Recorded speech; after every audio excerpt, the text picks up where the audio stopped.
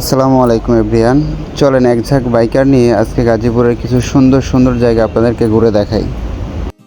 খুব সকালেই ঘুম থেকে উঠেই রওনা দিলাম উত্তরা রাজলক্ষ্মীর উদ্দেশ্যে, কারণ আমাদের মিটিং পয়েন্ট হচ্ছে উত্তরা রাজলক্ষ্মী। তো আমরা সবাই সেখানে একত্রিত হব এবং সেখান থেকে আমরা গাজীপুরের উদ্দেশ্যে রওনা দেব ইনশাল্লাহ। সারা রাত বৃষ্টি হওয়ার পর সকালের ঢাকাটা এত সুন্দর হবে কল্পনা করতে পারিনি। শীতল বাতাস যেন পুরো মুগ্ধ করে দিচ্ছে আমাকে।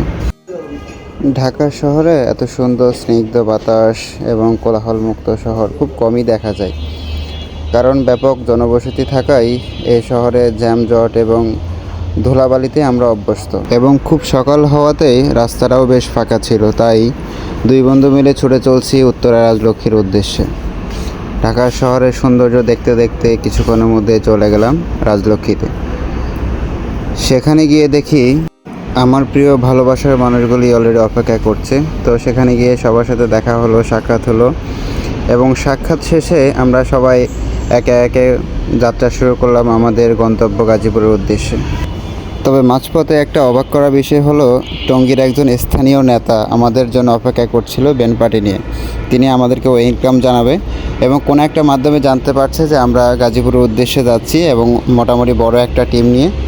তো সেই জন্যই তিনি মাঝপথে আমাদেরকে ওয়েলকাম করার জন্য অপেক্ষা করছিলেন। তার সাথে দেখা টাকা করে আমরা আবারও ছুটে চলছে আমাদের গন্তব্য গাজীপুরের উদ্দেশ্যে।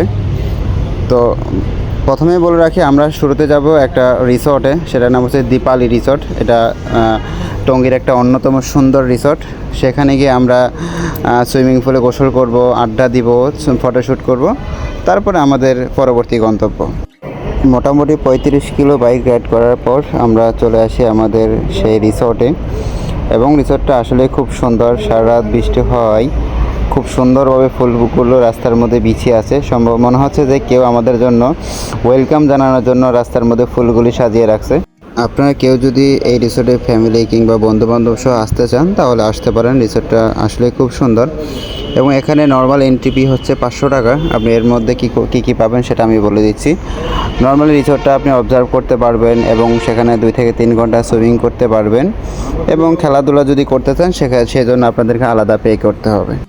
রিসর্টে ঢুকে যে যার মতো ড্রেস চেঞ্জ করে আমরা সবাই একে একে সুইমিং পুলে নেমে গেলাম এবং সেখানে আমরা অনেকক্ষণ এনজয় করলাম। সত্যি বলতে অনেক দিন পর শহরে কোলাহল ছেড়ে সুইমিং পুলে নেমে মনে হচ্ছে যে এই গ্রামের কোনো পুকুর কিংবা কোনো দিঘিতে গোসল করতেছি। এত শীতল পানি ছিল এবং সবাই মিলে এত আনন্দ উল্লাস করছিল যেন নিমিষে সকল ক্লান্তি দূর হয়ে গিয়েছে। এবং প্রায় 2-3 ঘন্টা আমরা সুইমিং পুলে ঝাপাঝাপি করার পর ফ্রেশ হয়ে চলে গেলাম ফটো সেশনের জন্য। রিসর্টের মাঠে অনেকক্ষণ ফটো সেশন শেষ করে এখন আমরা চলে যাব আমাদের দ্বিতীয় গন্তব্যস্থল গাজীপুরের ঐতিহাসিক আলামিন হোটেলের কালাভুনা খাওয়ার জন্য। এই কালাভুনা খাওয়ার জন্য অনেক দূর দূরান্ত থেকে মানুষ আসে। তো আমরাও আজকে ট্রাই করব যে এখানে কালাভুনাটা আসলে কেমন হয়। তো এই জন্য আমরা রিসর্ট থেকে একে একে ব্যাগ ট্যাগ গুছিয়ে আমরা চলে আসলাম আলামিন হোটেলের সামনে।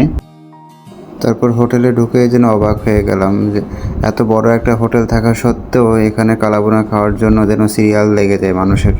কিছুক্ষণ অপেক্ষার পর আমাদের সামনে চলে আসলো এই ঐতিহাসিক কালাভুনা। চমৎকারভাবে খাওয়া দাওয়া শেষ করে আমরা আমাদের তৃতীয় গন্তব্যস্থল বনখারিয়া রোডের দিকে রওনা দিলাম। সত্যি বলতে সারাদিন অনেক আনন্দ উল্লাস করার পর বনখারিয়া রোডে এসে একদম হারিয়ে গেছি যেন। একজন বাইকারের কাছে এত সুন্দর একটা রোড সত্যি স্বপ্নের মতো। আমরা সবাই এই রোডে বাইক রাইড করতে করতে কোথায় যেন হারিয়ে যাচ্ছিলাম। যতই সামনের দিকে যাচ্ছিলাম ততই রাস্তার প্রেমে পড়ে যাচ্ছিলাম। তারপর সবাই মিলে একটা জায়গায় দাঁড়িয়ে সেখানে অনেকক্ষণ ফটো সেশন শেষ করে এরপর আমরা চলে যাচ্ছিলাম আমাদের চতুর্থ যে গন্তব্যস্থল সেখানে। গাজীপুর থেকে বেশ খানিকটা ভিতরের দিকে আসায় মনে হচ্ছিল যেন আমি আমার গ্রামে চলে আসছি। বারবার মনে হচ্ছিল যে এই কিছুক্ষণের জন্য হয়তো আমি আমার গ্রামের স্পর্শ পাচ্ছি। চারিদিকে সবুজ গাছপালা, কাঁঠাল গাছ এবং আম বাগান দেখে সত্যি আমরা মুগ্ধ হচ্ছিলাম। এবং আমরা চলে আসলাম আমাদের আজকের সর্বশেষ যে গন্তব্যস্থল, সেটা হচ্ছে friends and family eco park. পার্কের ভিতরে ঢুকতেই ছোট ছোট আম গাছগুলো দেখে মনে হচ্ছিল যেন কিছুক্ষণের জন্য আমরা রাজশাহীতে কোনো এক আম বাগানে চলে আসলাম। সেখানে অনেকক্ষণ বাইক রাইড করার পর আমরা এত সুন্দর একটা ভিউ দেখতে পাবো সেটা কল্পনা করতে পারিনি।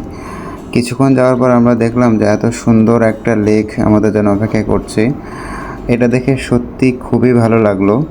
এবং বিকালবেলা এখানে অনেক পর্যটকরা আসেন, অনেক ফ্যামিলি ফ্রেন্ডস সবাই আসেন, এসে এখানে আড্ডা দেন, ঘোরেন ফিরেন, তারপর ফটো সেশন করেন এবং আমরাও সেখানে পুরো বিকালটা কাটালাম। সত্যি বলতে এখানে না আসলে জানতামই না যে গাজীপুরে এত সুন্দর সুন্দর জায়গা আছে ঘোরার মতো। ঢাকা শহরের এই কোলাহলের মধ্যে যেন এক টুকরো শান্তির জায়গা হচ্ছে গাজীপুর। তাই আপনার হাতে যদি একদিন সময় থাকে, আপনি আপনার ফ্যামিলি কিংবা বন্ধুবান্ধবকে নিয়ে চলে আসতে পারেন গাজীপুরের এই সুন্দর সুন্দর জায়গাগুলোতে। এখানে আসলে সত্যি ভালো লাগবে, মনটা ফ্রেশ হবে। আর সবচেয়ে বড় বিষয় হচ্ছে যে ঘোরাটা একটা মানসিক শান্তির একটা বিষয়। আপনি যত ঘুরবেন আপনার মন ফ্রেশ থাকবে এবং দেখতে পারবেন আল্লাহ সুবহানাহু ওয়া তাআলা আমাদের জন্য পৃথিবীটাকে কত সুন্দর করে সাজিয়ে রেখেছেন। আপনি যদি ভাই বাসার মধ্যে বসে থাকেন না, এত সুন্দর সুন্দর জায়গাগুলো দেখতে পারবেন না এবং মানসিক শান্তিটাও পাবেন না। তাই শত ব্যস্ততার মধ্যেও নিজের জন্য কিংবা পরিবারের জন্য একটু সময় বের করেন, একটু ঘোরেন, জীবনটাকে উপভোগ করেন। সো আজকের ভিডিও এই পর্যন্ত। সবাই ভালো থাকবেন। আসসালামু আলাইকুম।